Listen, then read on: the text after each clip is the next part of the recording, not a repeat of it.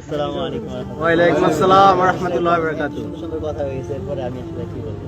তো সাথে ভাই যেগুলো বলছে এর ভিতরে আমি আবার ওটা দিয়ে রিক্যাপ করি।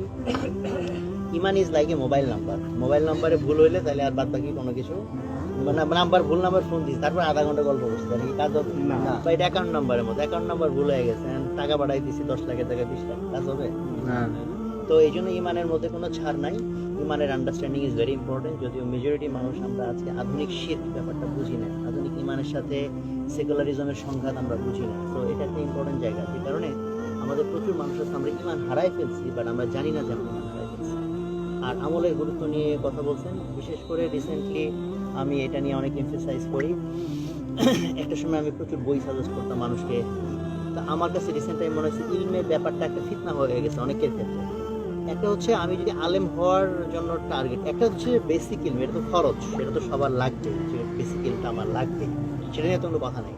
বাট এর বাইরে আমরা অনেকে আছে অনেক ঘাটাঘাটি করি, এই তফসির ঘাটতেছি, ওই হেদিসের রেফারেন্স, হাতকে 8 টাকা না 20 টাকা একেবারে মানে রেফারেন্স সব বিতর্ক করতেছি। ওয়ারএস আমার বেসিক যে পর্যায়তিল সেটা আমার নাই। আর আমি যদি আলেম হওয়ার এফোর্ট দিতে চাই, এটা একটা সিরিয়াস এফোর্ট, এটা ক্যাজুয়াল এফোর্টে হবে না। ক্যাজুয়াল এফোর্টে যখন এরকম ইলম আমরা অর্জন করতে চাই, বরং আমাদের মধ্যে অহংকার তৈরি হয়, যে অহংকার আমার আরো পতন ঘটায়। যে কারণে আমি মনে করি যে আমল এবং ইলমের মধ্যে একটা সমন্বয় থাকা দরকার। হাসরের ময়দানে যে প্রশ্নটা হবে যে তুমি যা ইলম অর্জন করছো সেই অনুযায়ী কতটুকু আমল করছো। তো আমি ছোটবেলায় ভাবতাম, আরে এটা তো বাইপাস করা সোজা, ইলম অর্জন করবো না, আমলও করবো না, আল্লাহ বলবো ইলম ছিল না, আমল কারণ ইলম যদি বেশি হয় তাহলে তো ধরা খেয়ে যাবো না যে ইলম এত হয়েছে, আমল কেন কম হয়েছে।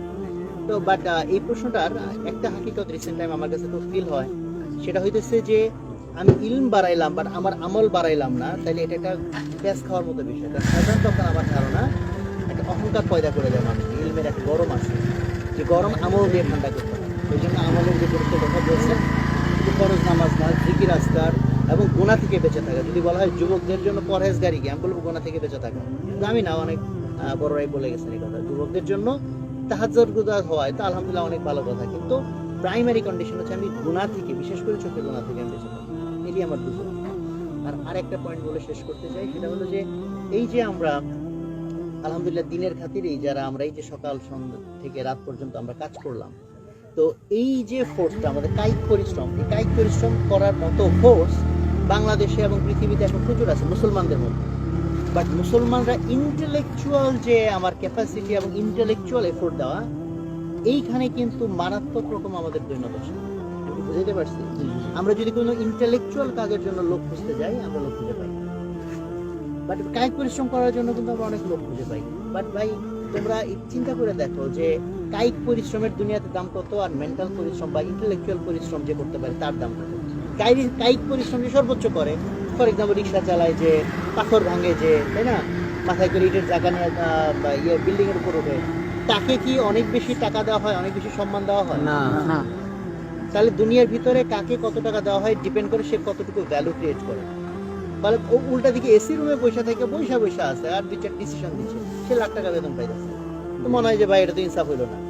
ভাই ওই যে লাখ টাকা এসি রুমে বসে যে একটা ডিসিশন দিতে পারে, ওই জন্য তার রেডি হইতে কত হান্ড্রেডস অফ আওয়ার্স তাকে নিজেকে রেডি করতে হয়েছে না? হ্যাঁ, তারপরে গিয়ে না তার ওই ভ্যালুটা তৈরি হয়েছে। তো আজকে আমরা বিশেষ করে ইয়াংরা যারা অ্যাটলিস্ট মানে দিন নিয়ে চিন্তা করি, দিনের জন্য কিছু একটা করতে যাই, আমরা যদি ইন্টেলেকচুয়াল ক্যাপাসিটি না বাড়াই আধুনিক মানে এই সময়টাতে দিনের খেদমতের জন্য ইন্টেলেকচুয়াল ক্যাপাসিটির যে জায়গাটা, সেই ভ্যাকুয়ামটা যদি ফিল আপ না করি, তাহলে ওই যে এরকম কিন্তু কায়িক পরিশ্রম দিয়ে যেমন খুব বেশি দূর আগানো যাবে না, তো আমাদের উম্মার জন্য একই রকম সমস্যা তৈরি হবে। এই আর কি। তো আলহামদুলিল্লাহ অনেক সুন্দর সুন্দর কথা ভাই বলছেন। তো আমরা যেটা শুনলাম, শোনাটাকে আবার এন্টারটেইনমেন্ট না বানাই, আল্লাহ ভাই হ্যাঁ সহমত, এরকম আমলের নিয়ত। ইনশাআল্লাহ আল্লাহ তাআলা সবাইকে তৌফিক দান করুন। আমিন। আসসালামু আলাইকুম।